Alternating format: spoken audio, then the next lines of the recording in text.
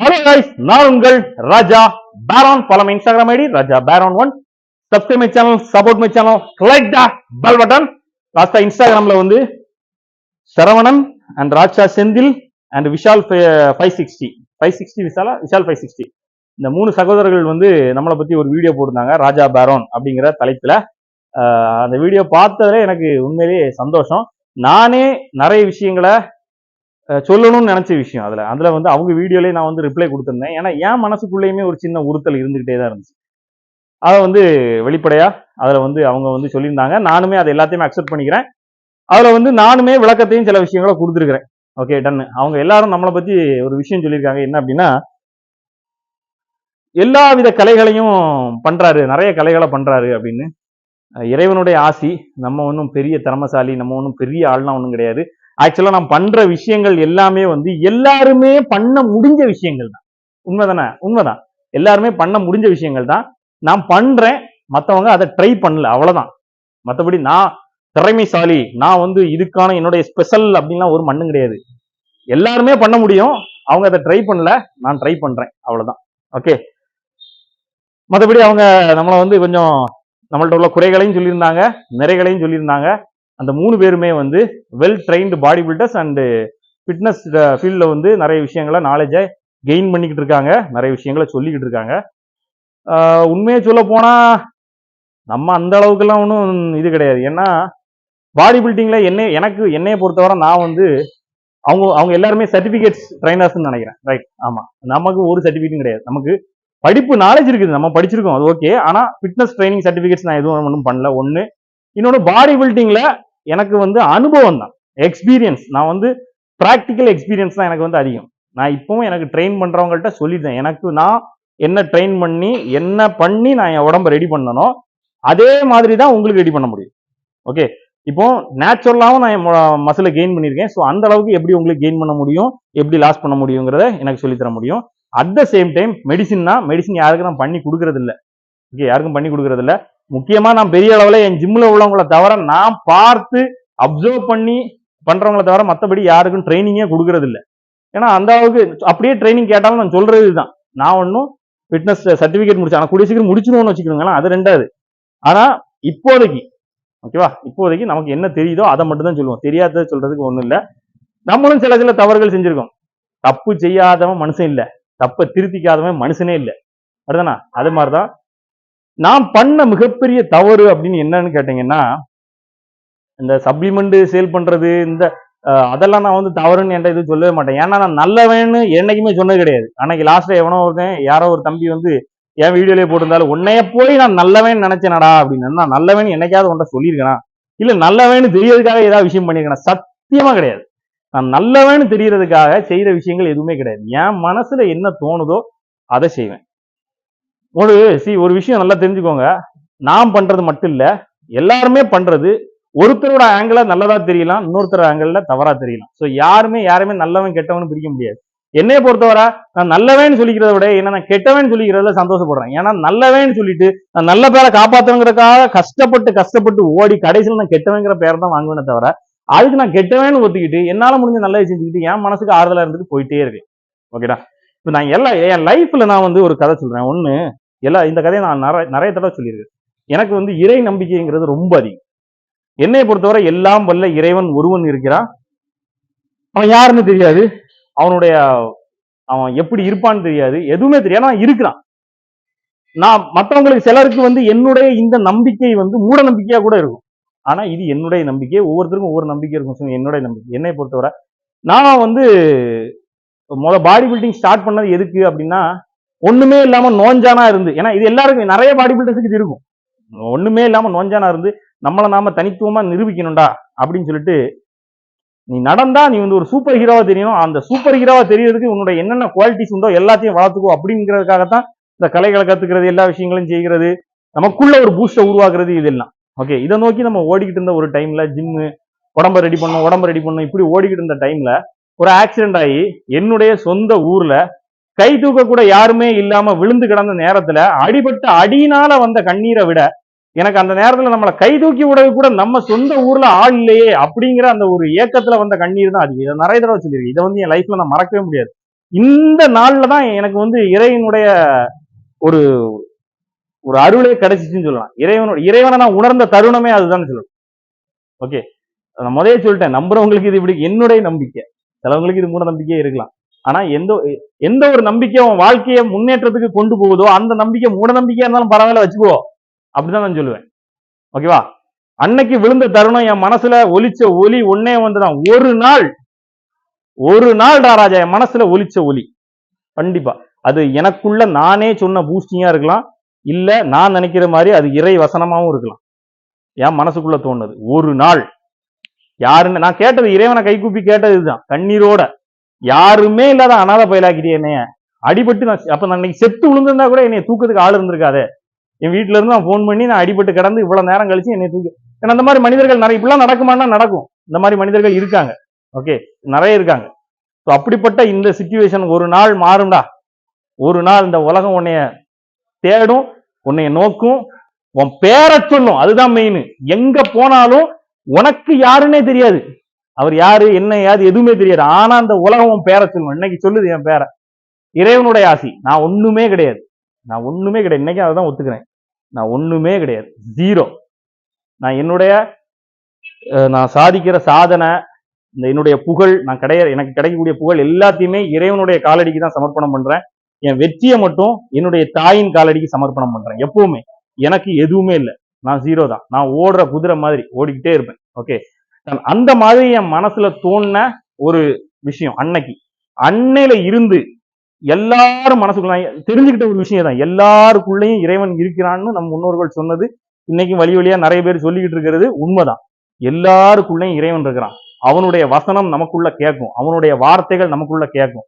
அதை கேட்டு நம்ம ஓட ஆரம்பிச்சோம் அப்படின்னா நமக்கு கொடுக்கப்பட்ட ரோலை இந்த வாழ்க்கையில நம்ம அடைஞ்சு முடிக்க முடியும் அப்படிங்கிறது என்னுடைய எண்ணம். அதாவது அவருடைய வார்த்தையை கேட்டா நீ அம்பானி ஆயிருவங்கிறது இல்ல, உனக்குன்னு ஒரு ரோல் இந்த உலகத்துல கொடுக்கப்பட்டிருக்கும்ல, அந்த ரோலை நீ அடையணும்னா உனக்கு கேட்கக்கூடிய இறைவனுடைய வார்த்தையை கேட்கணும். இறைவனுடைய வார்த்தை என்ன அப்படின்னு கேட்டா, உனக்குள்ள கேட்கக்கூடிய நல்ல விஷயம் உனக்கு கேட்கும். இன்னைக்கு இந்த நல்ல விஷயத்த பண்ணு அப்படின்னு சொல்லு, ஒரு விஷயத்த பண்ணுன்னு சொன்னா அது நல்லதா இருந்துச்சுன்னா கண்டிப்பா அது இறைவனுடைய வசனம். அதை உடனே செஞ்சிடணும். இதை தான் நான் என் லைஃப்ல ஃபாலோ பண்ணிட்டு இருக்கேன். சத்தியமா இன்னைக்கு வரைக்கும் நான் ஜெயிச்ச என்னுடைய வெற்றிக்கான ரகசியமே இதுதான். எனக்குள்ள என் மனசுக்குள்ள இன்னைக்கு தோணும், இன்னைக்கு இந்த விஷயத்த பண்ணு, இன்னைக்கு இவருக்கு சாப்பாடு வாங்கி கொடு, இன்னைக்கு இதை பண்ணு, இன்னைக்கு ஓடு, இன்னைக்கு அதை பண்ணு, இன்னைக்கு இவன்ட்ட இதை பேசு அப்படின்னு மனசுக்குள்ள நல்ல விஷயம் தோணும். நல்ல விஷயம்னு தோணுச்சுன்னா உடனே அதை செயலாட்டணும். சில விஷயம் நம்ம சோம்பேறித்தனமான செயலாட்டம் விட்டுருவோம். ஆனா அப்படி செயலாட்டம் விடும்போதுன்னு நினைப்பேன், இன்னைக்கு இந்த வசனத்தை மிஸ் பண்ணிருக்கிற, அதனால உன் வாழ்க்கையினுடைய உன்னுடைய ரோலுக்கு தேவையான முன்னேற்றத்தை ஒருபடி நீ கம்மி பண்ணியிருக்கேன். எல்லாருக்குமே அதுதான். உன் மனசுல நல்லதுன்னு தோணுதா, ஒரு விஷயம் நல்ல விஷயம் செய்யணும்னு தோணுதா, அதை உடனே செய், யோசிக்கவே யோசிக்காது. கெட்ட விஷயம் தோணுச்சு அப்படின்னா அதை உடனே நீக்கி வச்சிரு, அவ்வளவுதான். இதுதான் நான் ஃபாலோ பண்ணிக்கிட்டு இருக்கிற ஒரு விஷயம். அதுக்காக இவ்வளவுதானே தவிர நான் நல்லவன் காட்டிக்கிறதுக்காகவோ இல்ல நல்லவன் நடக்கணுங்கிறதுக்காகவோ நான் எதையுமே செய்யறது இல்லை. என் மனசுல தோன்ற நல்ல விஷயத்த இறைவனுடைய வார்த்தைகளா நினைக்கிறேன். அந்த வார்த்தைகளை தான் இன்னைக்கு வரைக்கும் ஃபாலோ பண்ணிட்டு இருக்கிறேன். ஸோ அதனால எனக்கு தூற்றல் வந்தாலும் சரி, போற்றல் வந்தாலும் சரி, எல்லாத்தையுமே நான் இறைவன் கையில ஒப்படைக்கிறேன். அதுதான் இன்னைக்கு வரைக்கும் நான் ஃபாலோ பண்ணிட்டு இருக்கிறேன். அப்படிதான் இந்த சப்ளிமெண்ட் சேலு, சத்தியமா சொல்றேன், இன்னைக்கு வரைக்கும் நான் அந்த சப்ளிமெண்ட் இன்னைக்கு நான் என்ன சொல்றேன்னா, சப்ளிமெண்ட் மெடிசின் வேண்டாண்டா கண்ணுங்களா, நேச்சுரலா பண்ணுங்க. இதுதான் ஓகேவா. ஆடு நான் பண்றேன்னா அது ஆடு, அது நடிப்பு. இப்போ படத்துல நான் வந்து இன்னைக்கு நாளைக்கு படத்துல நடிக்கிறேன்னு வச்சுக்கோங்களேன், அந்த நடிப்புல இருக்கிற நான் வந்து நானா கிடையாது. அதே மாதிரிதான் ஆடுங்கிறது ஒரு நடிப்பு தான். இப்பவும் சொல்றேன், ஓப்பன் டாக் தானே, ஆடுங்கிறது ஒரு நடிப்பு தான். அதை பார்த்துட்டு நீங்க வாங்கணுங்கிற அவசியமே கிடையாது. நேச்சுரலா நீங்க எவ்வளவு பண்ண முடியுமோ அப்படியே பண்ணுங்க. பாடி பில்டிங்க்கு தான் சப்ளிமெண்ட் மெடிசின் இதெல்லாம் தேவையே தவிர நேச்சுரலா பண்றதுக்கு தேவையில்லை. நல்ல ஹெல்த்தா வச்சுக்கிறதுக்கு நான் எப்பவும் சொல்றதுதான் ஃபிட்னஸ் என்ன செய்யணும், உன்னை ஆக்டிவா வச்சுக்கிறதுக்கு என்ன செய்யணுமோ நல்ல ஆகாரங்களை சாப்பிடு, உன்னை ஆக்டிவா வச்சுக்கோ, மனசு நல்ல தெம்பா வச்சுக்கோ, அவ்வளவுதானே தவிர சப்ளிமெண்ட் எல்லாம் எடுக்கணுங்கிற எந்த அவசியமும் கிடையாது. அதை இப்பவும் சொல்றேன். ஆனா இந்த ஆடு பண்றதுனால கிடைக்கிற ரெவன்யூ வச்சு நான் மாசம் முடிஞ்ச அளவுக்கு என்னால ஒரு 2-3 இடங்களுக்கு போறேன், 4 பேருக்கு சாப்பாடு வாங்கி கொடுங்க. சத்தியமா சாகும்போது நிம்மதியா தான் சாவேன். சத்தியமா நிம்மதியா சாவேன். இவ்வளவு விஷயங்கள் பண்றதுனால எவ்வளவு ஒரு சந்தோஷம் கிடைக்குது தெரியுமா, எவ்வளவு ஒரு சந்தோஷம். இதை எனக்கு கொடுத்தது இறைவன். எத்தனையோ பேர் செய்யணும்னு நினைப்பாங்க, ஆனா இறைவன் என்னை செய்ய வச்சிருக்கிறான்.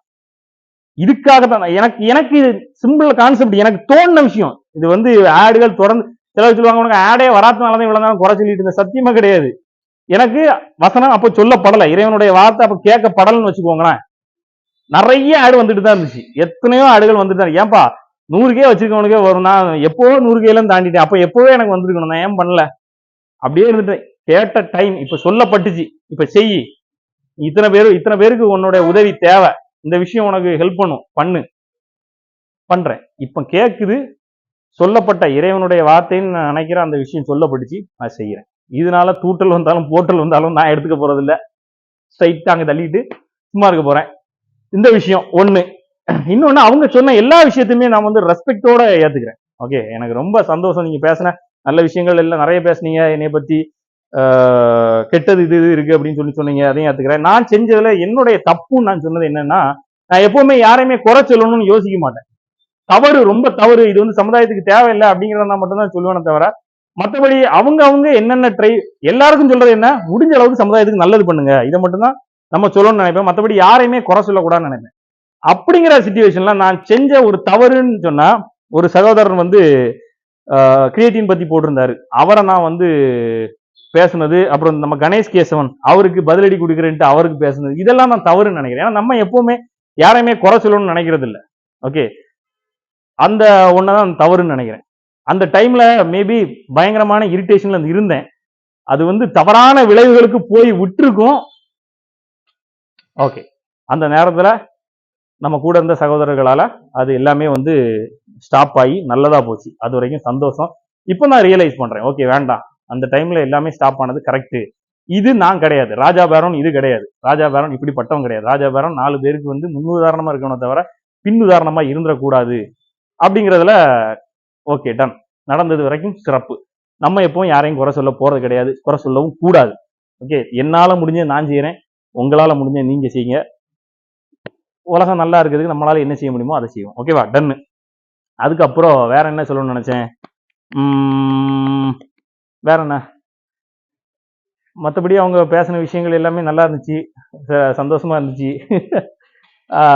வெறுக்கிறவங்க அந்த விஷயம் என்ன அப்படின்னா, நான் என்னவா இருக்கணும் அப்படி அந்த விஷயம் அவங்க பேசின இதுலயே வந்து என்டர்டெய்னரா பார்க்கலாம் அப்படின்னு வந்து சொன்னாங்க. ஆக்சுவலா நான் வந்து என்னை ஒரு என்டர்டெய்னரா காட்டணும்னு நினைச்சதில்லை, நான் என்னவா இருக்கணும்னு நினைக்கிறேங்கிறத நான் சொல்லிடுறேன். என்டர்டெய்னரா காட்டணும்னு நினைச்சதில்லை, பாடி பில்டராவே நான் இருக்கணும்னு நினைச்சதில்லை. ஓகே, பாடி பில்டரா இருக்கணும்னு நினைச்சல, ஏன்னா நான் ஒரு ஒரு ஒரு ஃபிட்னஸ் எல்லாமே இருக்கணும் நம்மள்ட்ட. நான் முதல்ல ஆரம்பிச்சு என்னது, ரியல் லைஃப் சூப்பர் ஹீரோவா இருக்கணும் நம்ம. அப்ப நம்ம என்னென்ன உண்டோ எல்லாத்தையும் கத்துக்கணும், எல்லாமா இருக்கணும். நம்மளை பார்த்தா ஒரு மோட்டிவ். கடைசியில நான் லாஸ்டா ஒரு வீடியோல சொல்லியிருப்பேன், ராஜா பேரன் செய்யறது வந்து எப்படி இருக்கணும் அப்படின்னா, நான் வந்து ஒரு சொல்ல போனா ஒரு ஒரு அது எப்படி சொல்றது, ஒரு ஆப்ஜெக்ட்னு வச்சுப்போம். அது வந்து எப்படின்னா, இவனை பார்த்தா ஓகே டன், அப்பா ஓகே டன் போ, ஒரு பூஸ்ட்னு வச்சுப்போமா, ஒரு பூஸ்ட் மோட்டிவேஷன் சொல்ல, ஒரு பூஸ்டா இருக்கணும்னு நினைக்கிறேன். ஒரு பூஸ்ட். என்னுடைய வசனம்லாம் இல்ல, நான் பேசுறதெல்லாம் இல்ல, நீ பார்த்தா ஓகே டன் போலாம் பண்ணலாம். இவன் இப்படி எடுத்துக்கோமா, இவனே பண்றான் நம்மளால பண்ண முடியாதா, இவன் என்னெல்லாமோ பண்றான் நம்மளால இதை பண்ண முடியாதா அப்படின்னு யோசிக்கணும். அப்படின்னு யோசிக்கணும். என்னால 4 பேர் நான் எது பண்ணாலும் அதுல வந்து சில விஷயம் காமெடியா ஏதாவது விஷயங்கள் பண்ணுவோம், சில விஷயங்கள் எது பண்ணாலுமே அதனால ஏதாவது ஒரு நன்மை இந்த சமுதாயத்துக்கு விளையணும்னு நினைப்பேன்.